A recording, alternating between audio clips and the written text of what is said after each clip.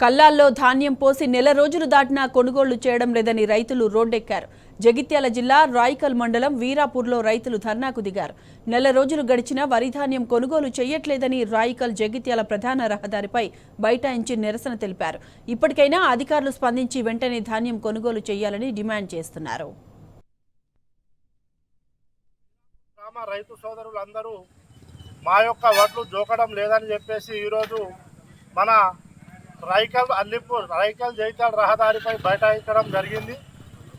ఇన్ని రోజులు అవుతున్నా కూడా పొలాలు కోయడం 3వ నెల ప్రారంభం నుంచే పొలాలు కోసి 4వ నెల అయిపోయింది.